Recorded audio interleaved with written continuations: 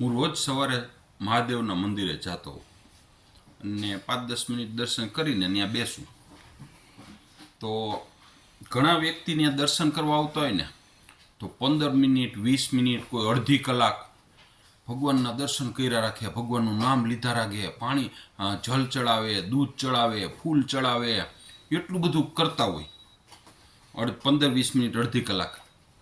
ને પછી કેટલાય વ્યક્તિ એવા હોય કે મંદિરેથી નીકળ્યા પછી ગમે એનું કરી નાખે. એ દિવસમાં કોઈનું ખોટું કરતા હોય, કોઈની પાસે દુકાન હોય તો વધારે પૈસા લઈ લેતા હોય, કોઈને નબળો માલ દઈ દેતા હોય, કોઈ કુટુંબવાળાના ઘણી વખત એવું થાય કે એના પરિવારના કોકના 1000 રૂપિયાનો ખર્ચો થતો હોય અને પોતા પાસે 10નો ખર્ચો થતો હોય તો એની પાસે 1000નો કરાવે, પરિવારને કોઈ દી કામમાં ન આવે, આ બધી વસ્તુ કરે તો એ ભગવાન એને શું ફળ આપવાના છે? ન આપે.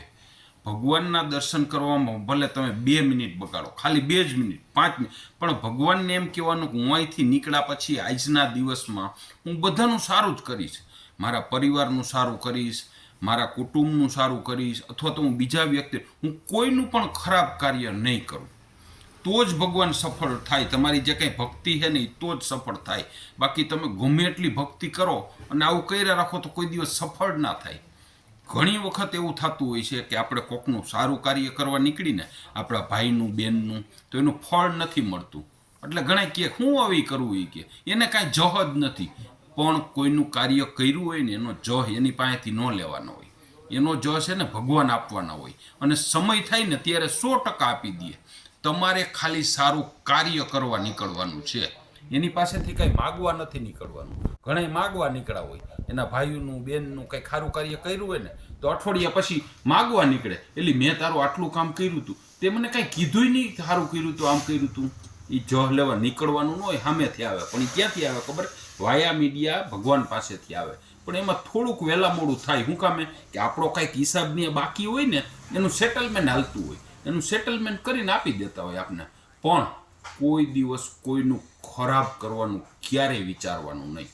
જેટલું આપણે બીજાનું ખરાબ કરીએ ને એથી ઝાઝું આપણે ખરાબ થતું હોય છે. ઘણી વખત આપણે ઓલો બોલ છે, આપણે એકદમ જોરથી દિવાલે ભટકાડી તો શું થાય? એનાથી વધારે સ્પીડથી આપણી સામે આવે. એટલે કોઈનું ખરાબ કરવા નીકળવાનું નહીં. આપણેથી જેટલું સારું થાય એટલું જ કરવાનું, કોઈને ખરાબ નહીં કરવાનું. સારું થતું હોય ને એના પ્રયત્નો કરવાના, એટલે આપણને 100% ફળ મળે. ભગવાન પાસે ભલે 1 જ મિનિટ ઊભા રહ્યો, પણ ભગવાનને એવી વિનંતી કરવાની મને તાકાત દે કે હું બીજાનું સારું કરી શકું, મારા પરિવારનું સારું કરી શકું, મારા સંતાનોનું, મારા કુટુંબનું સારું કાર્ય કરી શકું. મને ભલે ઘાસોટી આવે, મને ભલે દુઃખ આવે, પણ મારા હાથે બીજાનું ખરાબ ન થવું જોઈએ. બરોબર ને? ભીખાલાલનું આવું માનવાનું છે.